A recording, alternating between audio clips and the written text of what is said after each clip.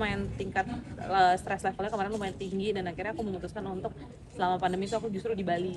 Dan itu justru yang bikin aku kayak, oh ternyata ini nih kayak tempat, kayak rumah kedua aku kayaknya di sana. Jadi setiap aku stres kerjaan pun kalau ada waktu luang sebentar aku sempetin, sekarang suka alam banget.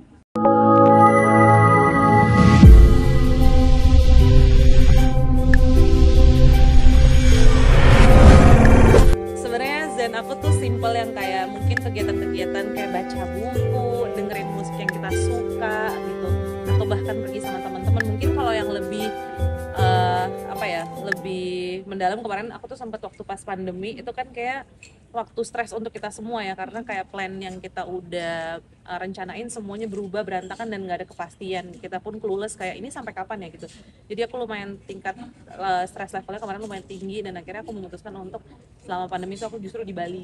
Dan itu justru yang bikin aku kayak, oh ternyata ini nih kayak tempat, kayak rumah kedua aku kayaknya di sana. Jadi setiap aku stres kerjaan pun kalau ada waktu luang sebentar aku sempetin, sekarang suka alam banget.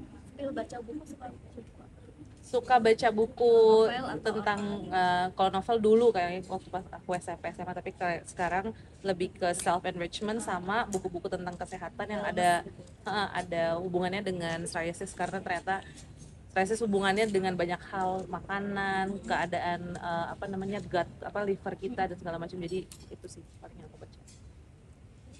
Sama dengerin podcast lucu-lucu, aku suka banget dengerin podcast yang yaudah bikin ketawa aja gitu. Kalau soal perawatan kulit sendiri, maksudnya di luar dari produk sehari-hari yang kakak pakai, ada nggak sih perawatan kulit khusus yang kakak jalani gitu untuk bisa menjaga kulit itu tetap sehat dan baik gitu?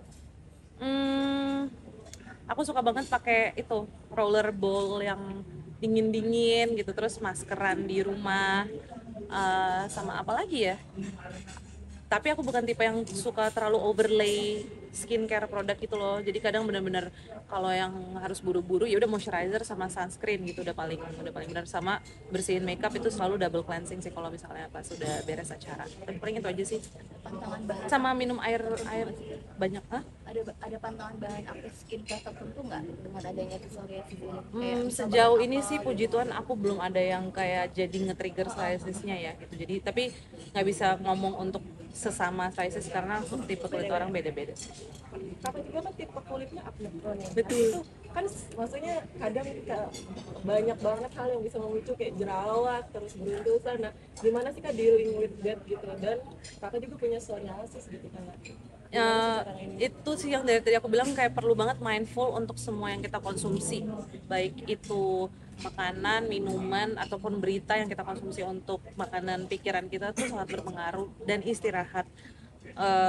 Ya udah mesti tahu aja kayak kalau makan gorengan nge-trigger ya jangan makan gorengan gitu, atau kalau misalnya mau makan gorengan pun tahu mesti setelahnya minum air putih yang banyak gitu misalnya.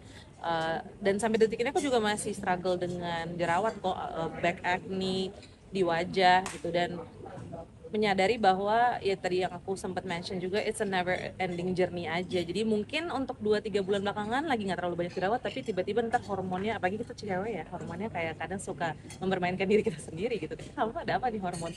Jadi banyak faktor banget, dan perlu mindful bahwa banyak hal di luar kendali kita. Itu paling susah sih. Kita kan kayak pengen kontrol semuanya ya.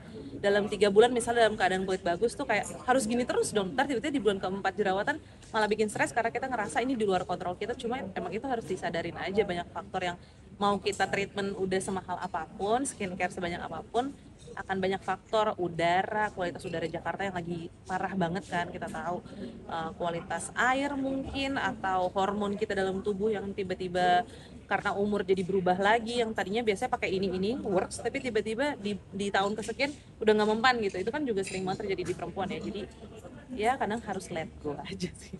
Tapi di rumah masih aktif untuk kegiatan outdoor gitu, masih olahraga Masih gitu, banget apa lagi. aja tuh boleh ceritain? Aku suka tenis, aku suka wall climbing. Aku tipe perempuan yang nggak takut matahari. Aku bisa kayak ketiduran siang di pantai gitu, tiba-tiba pas bangun kayak udah belang gitu. Aku lumayan nggak terlalu takut dengan itu sih sebenarnya.